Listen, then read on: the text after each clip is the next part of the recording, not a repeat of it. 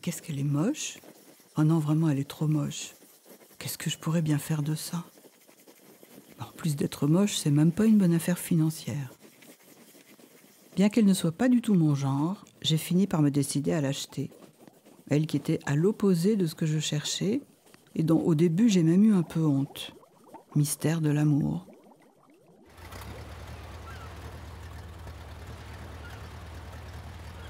Les déménageurs qui avaient fait nos cartons à Nice par un doux soleil d'automne, dans un appartement au bord de mer, ne firent aucun commentaire lorsqu'ils sont arrivés ici par un temps glacial, avec des routes gelées sous un ciel plombé. Mais ils n'en pensèrent sans doute pas moins. Ils sont cinglés. Et voilà, bien que pas du tout à mon goût, cette maison est devenue mon chez-moi.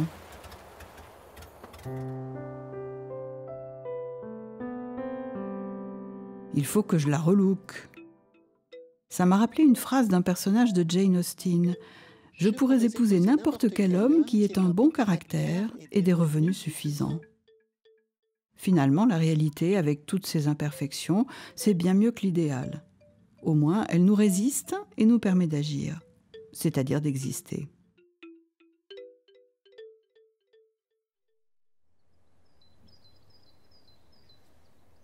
Il va falloir s'approprier cette maison en corrigeant ses défauts. Oublions le crépi, trop compliqué ou cher à supprimer ou à dissimuler autrement que par de la vigne vierge. Les fenêtres en PVC sont trop coûteuses à remplacer.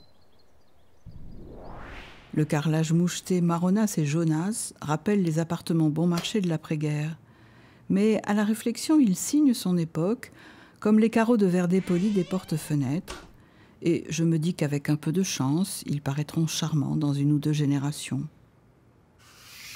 Les premiers mois vont donc être consacrés à quelques menus travaux d'embellissement dont l'évidence s'est imposée dès l'entrée dans les lieux. Faire abattre la cloison entre les 2 chambres du 2e étage pour créer une belle grande chambre où je puisse caser tous les romans et aussi travailler à l'occasion. Faire ouvrir un passe-plat entre la cuisine et la salle à manger pour qu'on puisse se parler. Faire ouvrir une porte vitrée entre la bibliothèque et le séjour pour laisser entrer la lumière des 4 côtés. Remplacer le plancher tout pourri de la bibliothèque. Ôter la moche cheminée et lui substituer un joli poêle émaillé d'un beau vert assorti au rouge des tissus et tapis.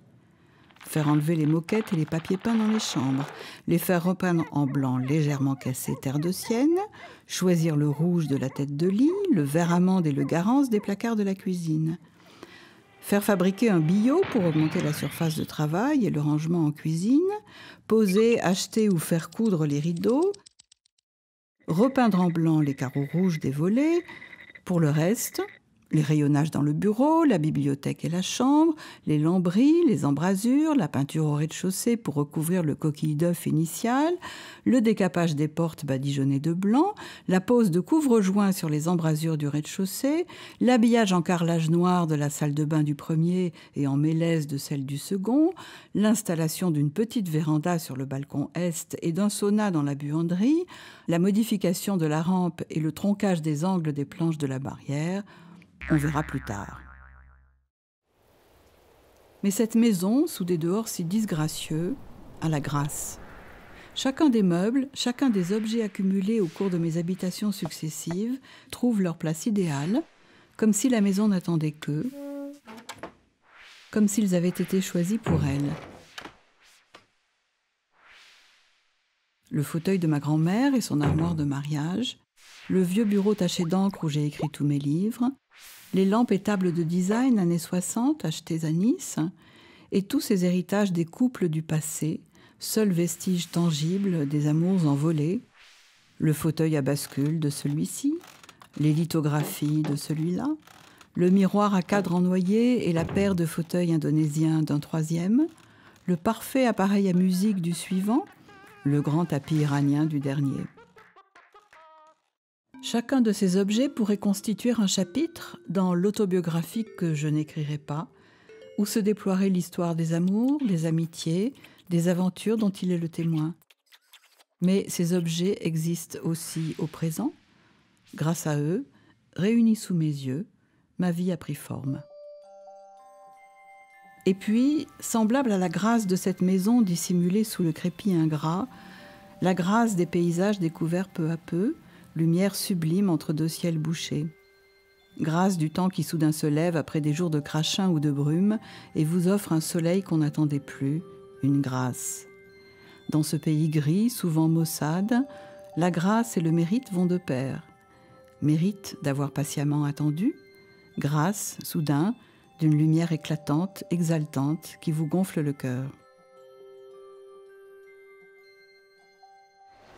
Avant même l'achat de la maison, dans les mois précédents, je m'étais mise à chiner. Le marché aux puces du cours Saleya, à Nice où je résidais à temps partiel, fut le lieu privilégié de mes fantasmes décoratifs en passe de se réaliser. C'est de là que proviennent la paire de rideaux en cotonnade indienne, le drap de lin transformé en une autre paire de rideaux et le dessus de lit en boutis blanc et rouge dans les 2 chambres d'amis du rez-de-chaussée. J'y ai trouvé aussi la bande de lin écru brodée de poules rouges qui borde la tête de mon lit, ainsi qu'un pot en céramique vert tendre à l'encolure généreuse, une théière chromée, quelques jolis verres, des torchons, et même une paire d'essuie-mains en éponge nid d'abeille brodée de rouge aux initiales S.B., celles de ma grand-mère paternelle. J'y ai pensé dès que je les ai vues sur le stand de la marchande de linge. Stasia Benioumov les aurait-elle abandonnées, en septembre 1943, dans la fuite depuis Monaco, vers ce village de Haute-Ardèche à 10 km de ma maison, grâce auquel celui qui deviendrait mon père eut la vie sauve. J'aime le croire, et j'y pense chaque fois que je m'essuie les mains dans la petite salle de bain du 2e étage, qui sent bon le mélèze.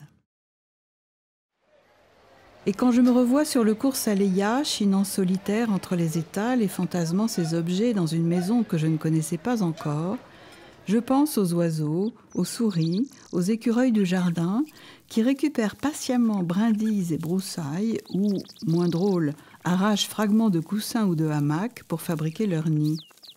En attente de cette maison, j'étais donc comme un animal affairé à préparer le nid, sauf qu'il n'était pas celui de mes futurs enfants, à moins de considérer comme tels les livres à venir, mais de moi-même et du temps qu'il me reste à vivre. Décider d'investir une maison imparfaite, c'est être comme les parents d'un enfant handicapé. Au lieu de s'abandonner à la fatalité du malheur, ils décident de tout faire pour l'aider, tâchant par tous les moyens de compenser son handicap. Certains de le faire pour le bonheur de leur enfant, ont-ils conscience qu'ils espèrent pouvoir ainsi gagner plus sûrement le paradis, pour ceux qui y croient?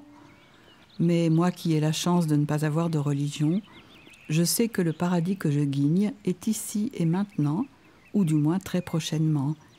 C'est la maison que je me crée en gommant patiemment ses défauts, en mettant en valeur ses qualités, en l'aidant à devenir elle-même pleinement. À moins que le paradis ne soit pas le résultat de ses efforts, mais les efforts eux-mêmes. Ce n'est pas le but qui est au bout du chemin, mais le chemin qui est le but.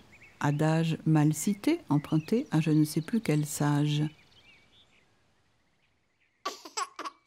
Comme d'un enfant, la maison est ce dont il faut prendre soin.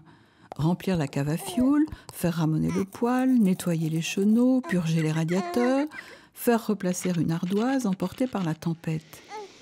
Mais les contreparties de ces soucis en termes de bonheur sont bien là. Les gens qui ont des enfants doivent comprendre. Cependant, la maison est aussi comme un parent qui prend soin de vous, toujours là pour vous abriter, vous protéger.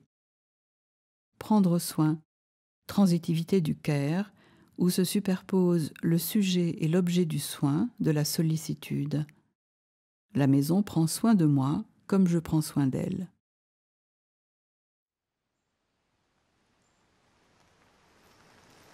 Ayant pris possession d'un jardin qui hésitait entre le parking et le terrain de volley, avec un petit bois d'épicéa serré comme de la plantation de rapport qu'on a oublié de couper, il a fallu procéder à quelques améliorations. Le gros œuvre d'abord. Supprimer le bitume autour de la maison, au grand étonnement des gens d'ici. D'habitude, me dit-on, les gens payent plutôt pour en mettre. Installer une terrasse en bois, faire barder de mélèze le bûcher rouge et blanc assorti au volet qu'il aurait été trop long de décaper, créer 2 grands carrés de potager pour salade, rhubarbe, fraisier, le reste s'achètera au marché.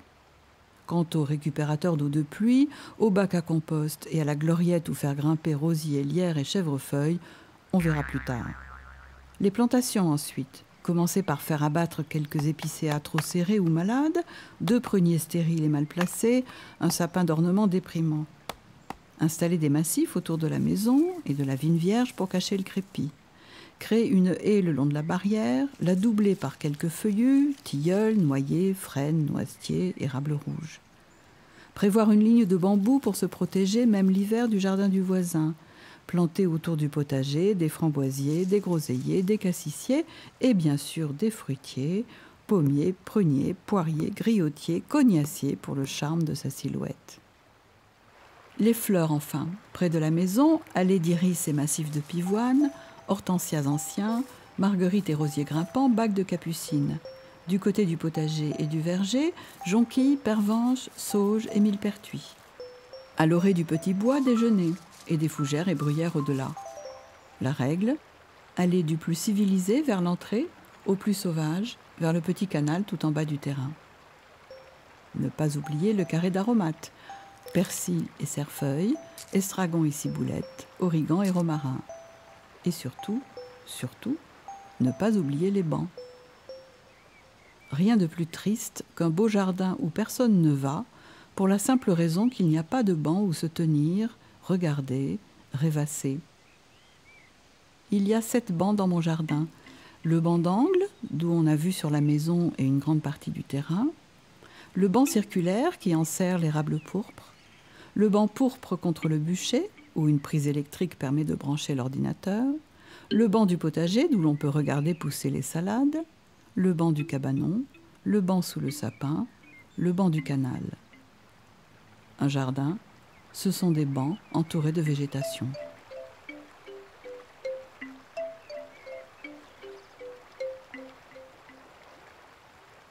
Mais un jardin ne s'entretient pas tout seul.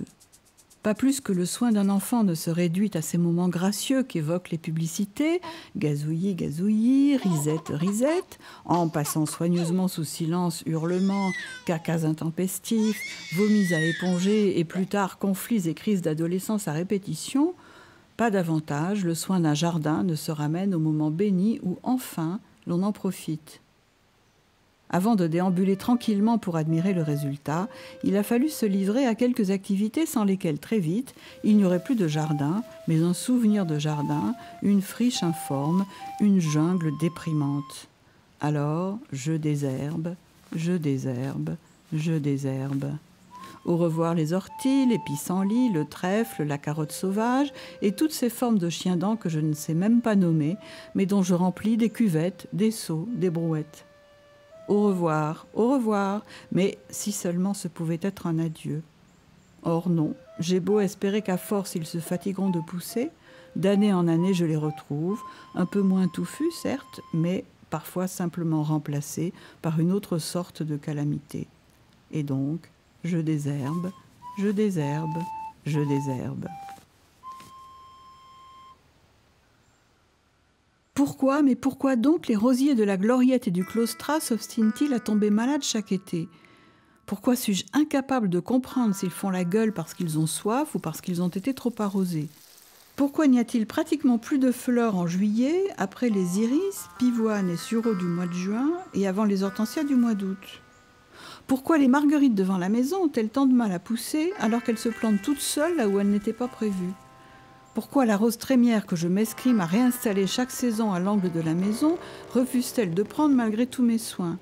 Pourquoi le cognassier s'étiole-t-il alors qu'à côté de lui le poirier et le griotier poussent sans faire d'histoire? Pourquoi la prairie fleurie que je m'obstine à semer chaque printemps sur le talus au-dessus du canal ne veut-elle jamais mais jamais pousser? Pourquoi ai-je autant de mal à faire la différence entre une pelle et une bêche, entre une pioche et une houe, entre une binette et une spatule? Pourquoi n'ai-je toujours pas appris à distinguer parmi les champignons qui poussent sur la pelouse à l'automne les non comestibles des comestibles, hormis la coulmelle et le cèpe que je sais à peu près identifier? Et pourquoi les taupes aiment-elles tellement mon jardin? Peut-être parce que les voisins savent les chasser du leur. Pourquoi, mais pourquoi donc suis-je aussi nulle en jardinage? Quand j'ai acheté cette maison, on ne parlait pas encore de la disparition des oiseaux. Et puis, d'année en année, j'ai vu monter l'inquiétude autour de moi et en moi, à mesure que diminuait l'intensité des champs, en dépit des mangeoires, des nichoirs et des boules de graines installées dans tout le jardin. Ou bien est-ce l'inquiétude à l'idée de cette disparition qui m'a fait prendre conscience de leur rareté?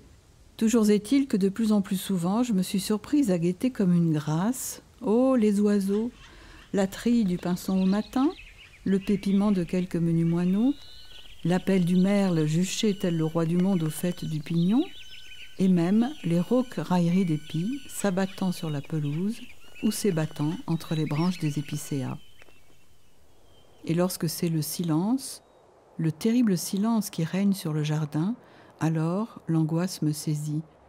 L'angoisse de ce monde sans oiseaux qui nous attend inéluctablement, si nous persistons à accepter comme une fatalité l'industrialisation de l'agriculture, l'industrialisation de l'élevage, l'industrialisation de l'abattage, l'industrialisation de l'alimentation, qui détruisent autant les corps que les relations entre les êtres, les paysages autant que ceux qui les habitent, et bientôt, hélas, les habitèrent. Les abeilles et les libellules, les vers de terre et les lucioles, les escargots et les sauterelles, les écrevisses et les grenouilles, les chenilles et les papillons, les bleuets et les coquelicots, et les oiseaux. Oh les oiseaux, revenez s'il vous plaît, ne nous laissez pas vous exterminer. Oh les oiseaux, oh les oiseaux, les oiseaux, les oiseaux.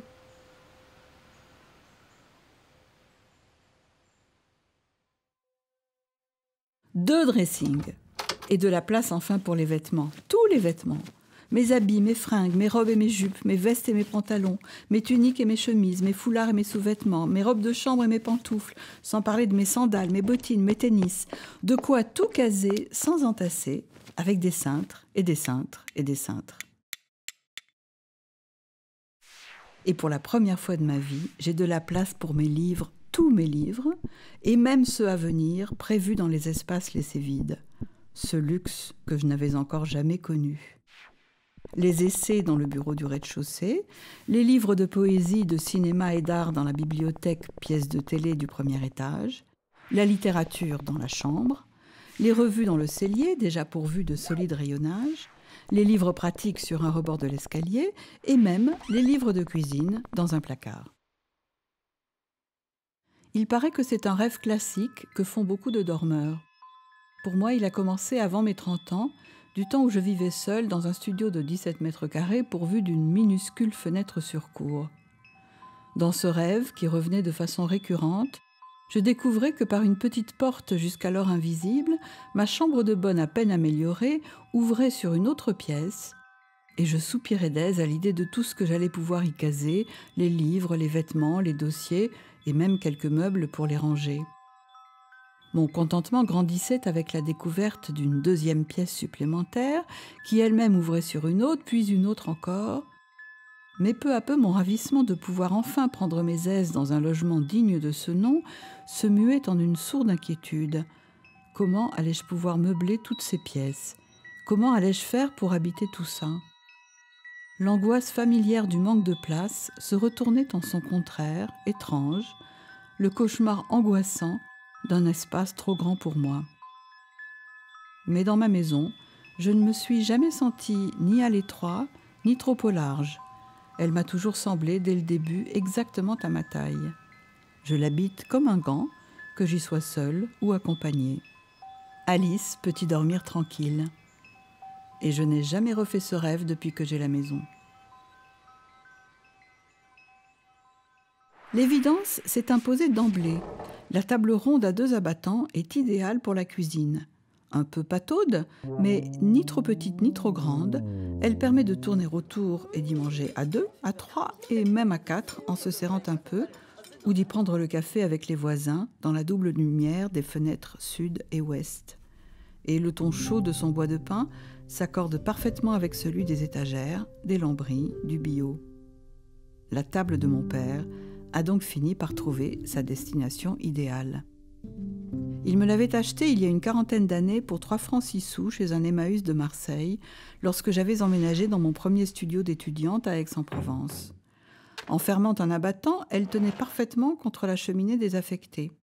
Après mon déménagement à Paris, elle fera office de table à manger dans le studio de la rue des Trois Bornes, puis de console dans la chambre de l'appartement collectif de la rue Michel Chasles, de table à tout faire dans la sinistre chambre de bonne de la rue de la Verrerie, et de table de décharge, son arête collant exactement à la largeur de mon bureau, dans le 4 pièces de la rue du Faubourg Saint-Denis, puis 14 ans plus tard, dans le loft du quai de Valmy.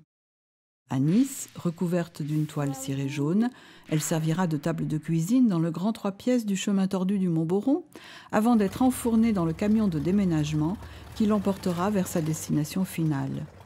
Et la voilà, au centre de la petite cuisine carrée au ton de bois, de zinc, de verre amande et de carence, avec en son milieu, hérité de la splendeur des Benioumov, le compotier en argent de Stasia, la mère de mon père.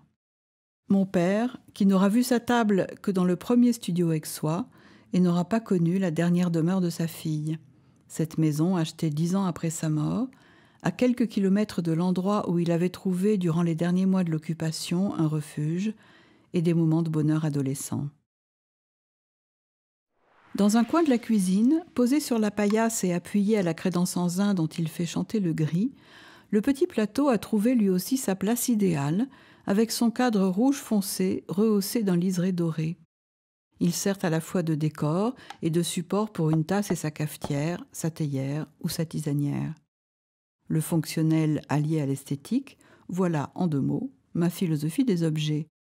Mais ce n'est pas tout, bien sûr, car ce plateau m'a été donné par ma mère Geneviève, qui le tenait de ma grand-mère Madeleine, qui le tenait de mon arrière-grand-mère Henriette, laquelle, peintre amateur, avait peint à la gouache sur carton, protégée par un verre, cette délicate branche de cerisier ployant sous ses fruits. En bas à droite, sa signature est bien visible, H. Lamps. Henriette née Walter, épouse Lamps, fille de Madeleine Bolger et d'Henri Walter, nièce par alliance du docteur Schweitzer, devait rêver en maniant ses pinceaux à son Alsace perdue, à Bouxwiller, où elle ne retournait plus qu'en vacances après l'exil à Paris. Peut-être même le cerisier dont une branche fut ainsi immortalisée trônait-il dans le jardin de la maison perdue. J'ai fait pousser dans mon jardin un griotier. Ces branches chargées de fruits ressembleront-elles un jour à celles délicatement dépeintes sur le plateau par ma mélancolique arrière-grand-mère, ce plateau qu'elle légua à ma grand-mère, qui le confia à ma mère, qui m'en fit la dépositaire. Chaque soir, par tous les temps, soir d'été sous les étoiles, soir d'automne dans la brume, soir d'hiver dans la neige, soir de printemps dans la fraîcheur, j'ai un petit rituel. Avant de monter me coucher, je sors sur la terrasse pour regarder le ciel, humer la pureté de l'air, écouter la rivière en stéréo. La maison étant dans une boucle, il y a un endroit précis entre les 2 grands bouleaux d'où l'on entend à égalité le son venant de la droite et celui venant de la gauche. C'est le symétrique du rituel du matin, en robe de chambre, un verre d'eau citronnée à la main. Je sors, je regarde, je hume, j'écoute. Je laisse l'extérieur me remplir. S'agit-il de retendre le fil entre espace intérieur et espace extérieur, monde clos et univers infini, le moi et l'ailleurs? S'agit-il d'éprouver pour clore et pour ouvrir chaque journée cette immensité intime dont parlait Bachelard dans sa poétique de l'espace?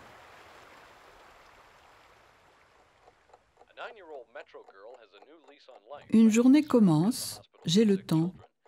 Elle ne sera rythmée que par ma propre activité, lire, répondre aux mails, m'habiller, jardiner ou aller au marché, déjeuner, écrire, lire le journal, jardiner ou écrire encore, dîner, lire, ou bien toute autre chose, décider d'aller marcher, d'aller au cinéma, d'aller dîner avec des amis. Tout ce temps offert devant moi, sans autre obligation que de vivre à mon rythme. C'est la vraie, la pure liberté.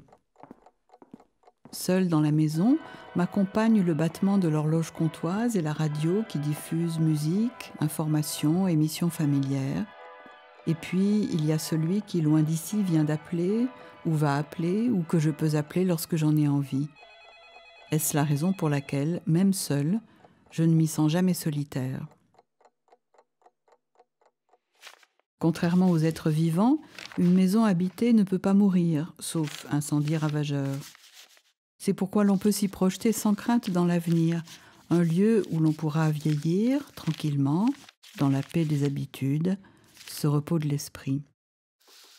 Cette pérennité de la maison en fait aussi l'emblème par excellence du patrimoine, au moins familial, ce qu'on hérite du passé et qu'on a le devoir de transmettre à ceux qui nous suivront.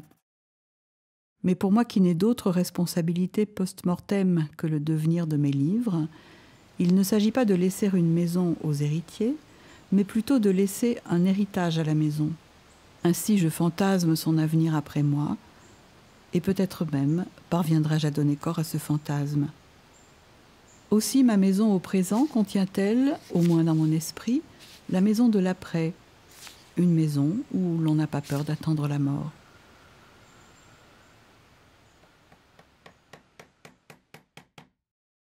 J'ai vite appris qu'il n'y a pas de maison sans réparation et que cela n'a pas de fin. Il y a forcément le peigne du portail qui ne ferme plus et l'éclairage automatique de la lanterne extérieure qui s'est détraqué. Il y a le toit du cabanon qui fuit et sa porte qui a gonflé. Il y a les sièges de la terrasse qui ne veulent plus se replier pour passer l'hiver au garage. Il y a toujours un volet qui résiste et finit par ne plus bouger, un robinet qui goutte et une chasse d'eau qui fuit. Non, n'en parlons pas, car c'est comme l'adultère dans un couple. Si l'on veut continuer malgré tout, mieux vaut oublier tout ça. Et donc, pas de maison sans réparation, mais aussi, à l'inverse, pas de réparation sans maison. On répare la maison, qui à son tour nous répare, et que nous réparons encore et encore. Si rien ne garantit qu'une maison puisse soigner les maux à venir, je sais au moins à présent qu'elle soigne les maux du passé en offrant à profusion ce qui a tant manqué, la place, le temps et la présence des êtres avec qui l'on a envie de vivre. Ainsi se cicatrisent peu, à coup de longs moments partagés, les blessures de la solitude qui trop longtemps a creusé son sillon d'amertume. Grâce à la maison, le sentiment d'isolement n'est plus une plaie à vif, mais le lointain souvenir d'une sensation vaguement familière qui a perdu sa charge de douleur. La maison est aussi un pansement. De retour dans la maison, j'ouvre la porte de la petite salle de bain du 2e étage, celle avec vue sur le volcan. La bonne odeur du bois me saisit et je m'entends murmurer « c'est bon ». Je réalise alors que le matin même, c'est un identique « c'est bon » qui m'a échappé dans le bras de mon amoureux. Ainsi, la maison m'a reprise dans son étreinte aimante qui me fait ronronner. C'est le matin, je me réveille après trop de voyages. Je me dis « mais où suis-je » Et soudain je sais, je suis dans ma maison, je suis rentrée chez moi. Et je laisse alors le bonheur me bercer.